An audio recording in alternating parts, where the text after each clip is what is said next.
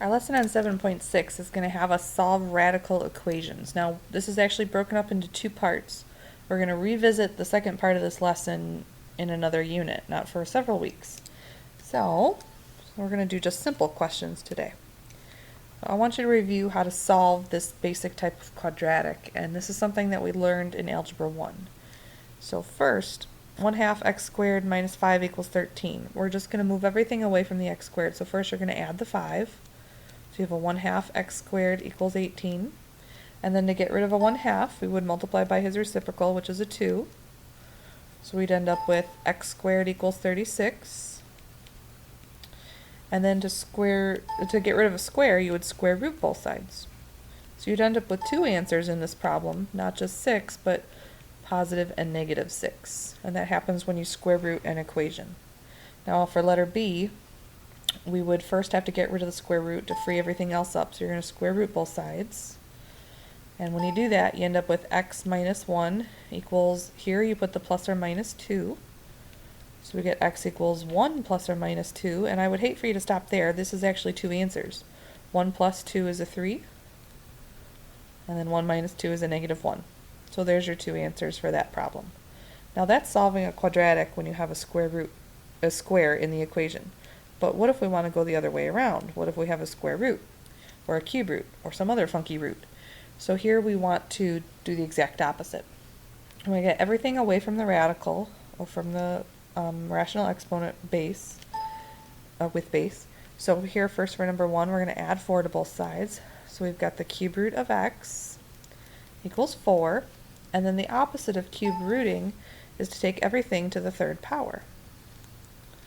So the cube root and the cube will cancel each other out, and this leaves you with x equals 4 to the third power is 64. Now you're going to notice that next to these problems there's a check. They want you to check these because they might not come out accurately. So if you go back to the cube root of 64 minus 4, and you can even do this in your head sometimes, the cube root of 64 minus 4, does it equal 0? Well, cube root of 64 is 4, and 4 minus 4 is 0. So yes, that checks out. Most of these will check out, but it is important that you try. So here for number 2, before we can get rid of the rational exponent, you're going to have to divide by 2 on both sides. So we have x to the, is that a 3/2 power? Equals 125. Now to get rid of a 3/2 power, you're going to have to apply what's called the reciprocal power. So the reciprocal of 3/2 is a 2/3. So 125, we're going to have to take that to the 2/3 power. Now you could do this on your calculator, or you can do this in your head. Make sure if you're using your calculator, you put parentheses around the 2/3 power. But in my head, I could first take the cube root of it. Cube root of 125 is 5, and then square that, and I get a 25. Now again, we're going to want to check this. So on our calculator, if you took 2 times 25 to the 3/2 power, make sure that's in parentheses when you type it in, the 3/2, and see if that comes out to 250, and it does, so check. Okay, number 3, you want to get the radical by itself, so we're going to subtract the 2 from both sides, so you get the square root of 4x minus 7 equals 3. To free up a radical, a square root, we're going to square both sides. So we end up with just 4x minus 7 equals 9. 3 squared is 9. And now we have a little linear equation to solve. So I'm going to add the 7. 4x equals 16. And then divide by 4. 16 divided by 4 is 4. Now I do want you to check these on your homework, but for the sake of my time, I'm just going to tell you, yeah, that checks. Okay, number 4, you never ever want radicals on the same side of the equation. If you ever end up with radicals on the same side, you have a really bad problem to solve. So first thing I'm going to do is I'm actually going to add this 2 squareds of x over to the other side of the equation. So we end up with the square root of 3x plus 2 equals 2 square roots of x. And now that they're on opposite sides, this won't be that bad when I square it. But something I do want to bring up is the second half of this problem. So 3x plus 2 is on the left side. But over here on the right side, when you square the 2 that's in front of the radical, that becomes a 4, and then square root of x squared is just going to be x. So to solve for x, I'm going to bring this 3x over by subtracting, so I get 2 equals x. And again, you always want to check these, but for the sake of my time, I'm just going to say it checks. Okay, number 7, you want the radical all by itself, so you can either subtract the 5 and then divide by a negative, or I'm going to do a little trick. I'm just going to add the 4th root over. So I get 5 equals, now it's positive 4th root of x. And if you take both of these, to get rid of a 4th root, you take them to the 4th power.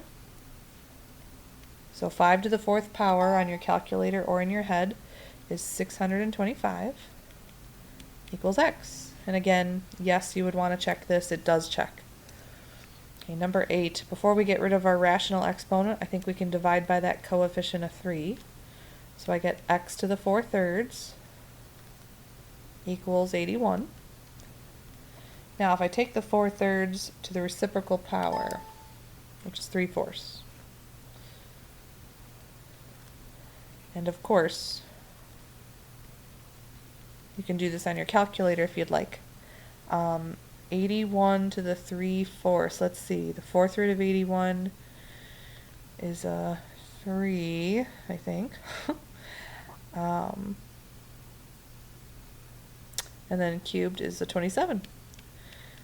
Now, that one's kind of hard for me to think about, so it might be a good idea to take 81 to the 3/4 power on your calculator. Just make sure when you do that, you put the 3/4 in parentheses like this. Okay, moving along, number 9. We're going to add the 4 to both sides, so you have 5/2 times the square root of 2x plus 8 equals 10. Now to get rid of the 5/2 coefficient, if you multiply by his reciprocal, which is 2/5, you end up with, these guys cancel, so you just have the square root of 2x plus 8 equals, let's see, 4. And then to get rid of the square root, we're going to square both sides of the equation. And it gives us 2x plus 8 equals 16. And then subtract the 8 and divide by 2. And again, if this was my homework or a quiz or a test, yeah, I would want to check that answer, but it does work. Okay, here on number 10, we're going to subtract the 6 from both sides, so we get the cube root of x equals 6. And then to get rid of the cube root, we're going to take both sides to the 3rd power. So these end up canceling, and you get x equals 6 to the 3rd power is 216. Again, a check would be a good idea, but it does check out. Okay, number 11, remember I told you it's terrible to have two radicals on the same side of the equation. So we're going to go ahead and add the one radical to the opposite side. Now, when you go ahead and square to get rid of the square roots, the left side, the radical just falls off, so you have 4x plus 28. But on the right side, you have to square the 3 as well. So we have 9, and then the square root of 2x squared is just 2x. So when I go to simplify that, I have 4x plus 28 equals 18x. And I'm going to subtract the 4x over, so I have 28 equals 14x. And then divide by 14, and you get x equals 2. Again, a check would be wise on my homework or my quiz or my test, but it is working here, so I'm going to be done. Okay, number 12, let's add this radical to the other side, because I never want them on the same side. And then if we go ahead and square both sides,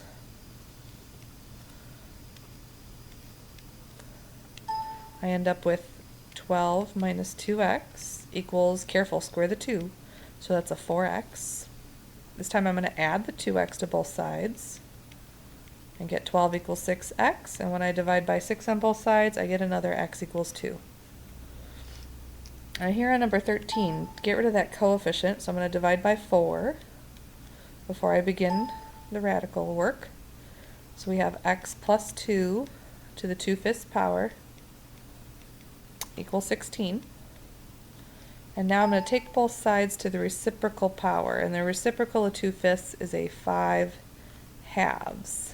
Now, you might want to use your calculator to figure out 16 to the 5/2 power, but the 2/5 and the 5/2 cancel, and you get x plus 2 equals, and then 16 to the 5 halves. Let's see here. That's 1024, I think. Now, technically, some people would argue that there's a positive and a negative answer there. I don't want you guys to worry about that for this lesson. Once we move on to college algebra, we'll talk more about that. And then last problem is part of the problem is we're going to subtract the 2. So we have x equals 1022.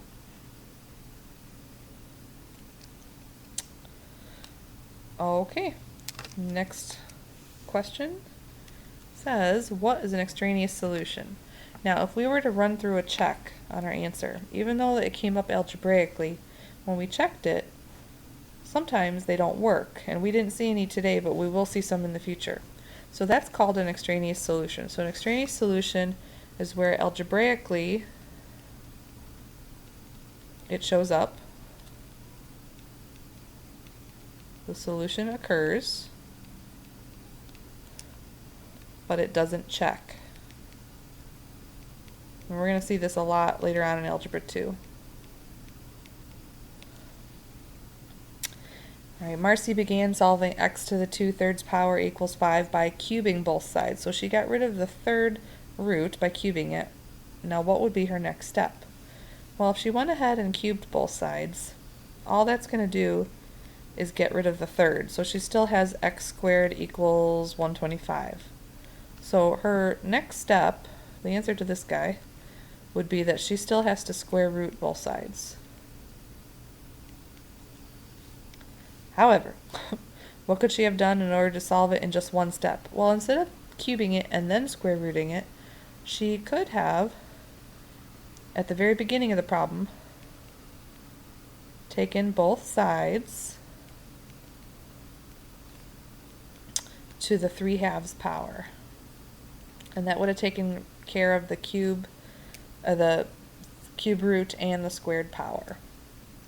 Alright, and then our last question, just to finish this up, what's the first step when you want to solve this equation? Well, remember, it's terrible to have two radicals on the same side.